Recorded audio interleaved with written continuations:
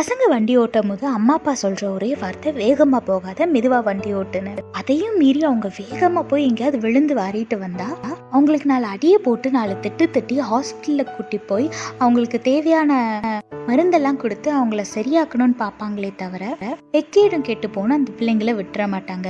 இதே மாத்தாங்க நம்மளோட வாழ்க்கையில நம்ம அனுபவிக்கிற நிறைய பிரச்சனைகளுக்கு மெயினான காரணமே நம்மளாதான் இருப்போம். ஏசப்பா வேணா செய்யாதன்னு சொல்லியும் ஒரு சில காரியங்களை நம்ம துணிகரமா செஞ்சிருப்போம்.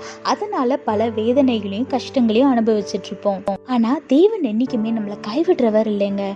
வேதத்துல பாருங்க, ஓசியா 13:9 போட்டிருக்கு, நீ உனக்கு கேடுண்டாக்கி கொண்டாய், ஆனாலும் என்னிடத்தில் உனக்கு சகாயம் உண்டுன்னு வேதத்துல போட்டிருக்கு.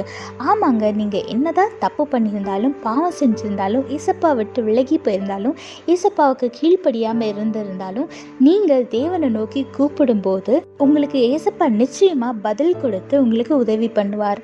அதனால எந்த ஒரு சூழ்நிலையில இருந்தாலும் நீங்க எவ்வளோ பெரிய தப்பு பண்ணியிருந்தாலும் ஏசப்பா என்னை ஏத்துக்கவே மாட்டார், மன்னிக்கவே மாட்டார்னு நினைக்காம நீங்க தேவனிடத்துல இன்னைக்கு முதல் வேலையா போய் உங்களை ஒப்பு கொடுத்து நீங்க செஞ்ச பாவங்களை குற்றங்களை எல்லாவற்றையும் சொல்லி மன்னிப்பு கேளுங்க.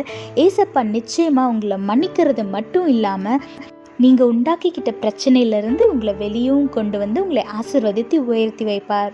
அதனால கர்த்தரை நோக்கி பாருங்க, விடுதலையை பெற்றுக்கொண்டு ஆசீர்வாதமான வாழ்க்கை வாழுங்க. கர்த்தர் உங்களோடு கூட இருந்து உங்களை ஆசீர்வதித்து பாதுகாத்து வழி நடத்துவாராக. ஆமென்.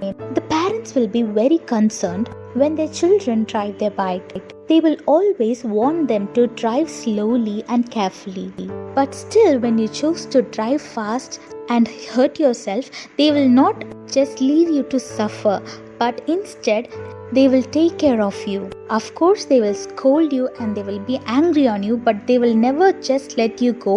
Instead, they will take good care of you until you are fully healed. Likewise, in our life, we might have not obeyed our God. We might have chose a wrong path. We might have sinned and got far away from our Lord. But you still have a chance to repent and live a blessed life. Look what the Bible says in Hosea chapter 13:9. You are destroyed, but your help is from me. Yes, our life might be destroyed by our own choices and the sin that we have done, but our help comes from our Lord. He will help us to overcome all the problems that we created ourselves, and He will bless us. But you have to repent and surrender yourself to God and get forgiveness for everything you have done. Make use of the grace period and act wisely. Repent and be blessed. God bless you all. Have a blessed day. Amen.